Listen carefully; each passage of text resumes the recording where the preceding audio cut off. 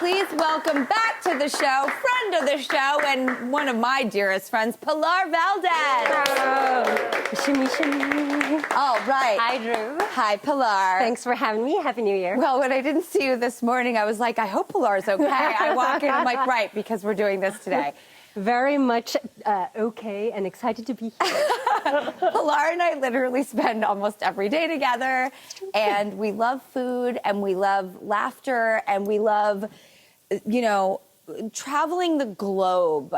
We're very into every flavor, the study. You're self-taught. Yeah, totally. I'm self-made. Yes, there you go. And I always see us wearing those T-shirts together because it proves you don't have to have a degree. You don't have to have had a certain economic or cookie cutter journey. You can find yourself wherever you are in the world. You're in Manila. I was here, and here we are together. And food has brought us together. It certainly has. There you Food go. and friendship. All right, tell everybody what we're making today. So I'm really excited actually to share today's recipe with everybody because it's one of, I think, our favorite recipes that we make together. I think it's so original. It's perfect for all seasons, but it's especially satisfying during the winter months. Mm-hmm. So it's a roasted poblano and tomatillo soup. Mm-hmm. So good. It's got the creaminess, there's spice, there's heat, there's pops of acid.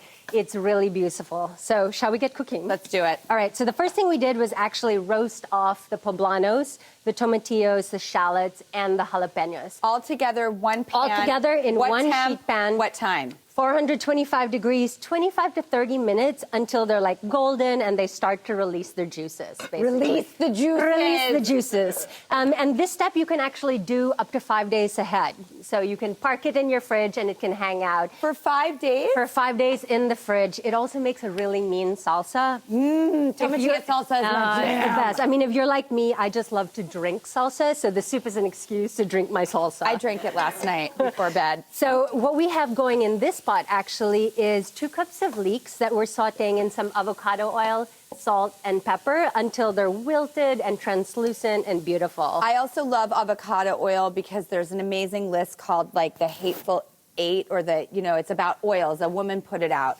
What oils are more optimal for cooking with, and avocado is on point. It's really, really beautiful. So what we're gonna do is take your sheet pan with all those beautiful roasted aromatics and peppers, and you're gonna toss it in. Make sure to scrape up all those juices that it released, because that's where the flavor of this recipe is. I have to say, and you know, Pilar and I are the biggest cookbook junkies. We've built our collection together. We speak in cookbook and visuals and Instagram posts and references and tagged and sharing.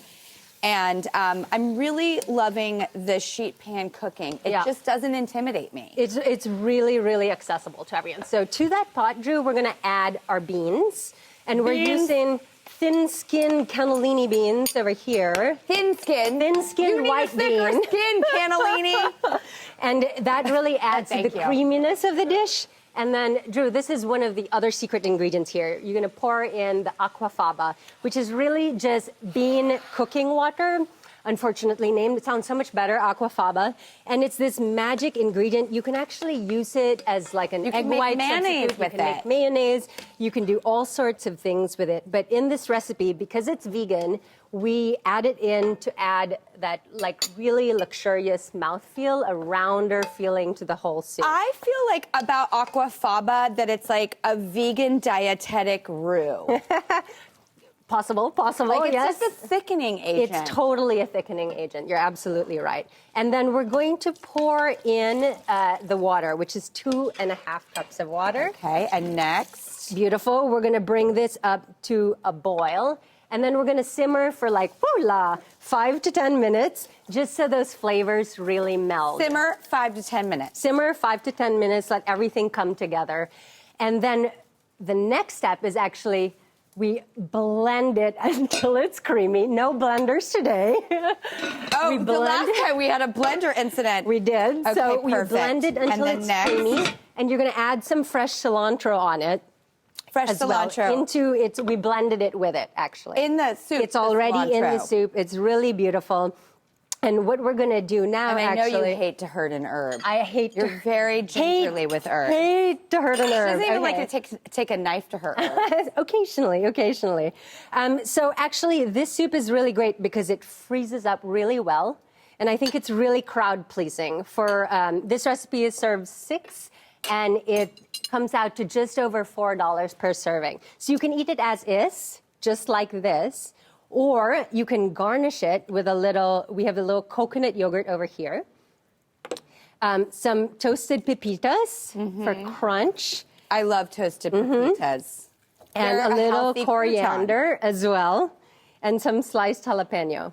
The last thing I forgot to mention about this dish is that we actually also added, after we blended, whole beans. And you let that simmer for a little bit because you want the creaminess up against those little pops of texture, which is really, really lovely. All right, I'm going in.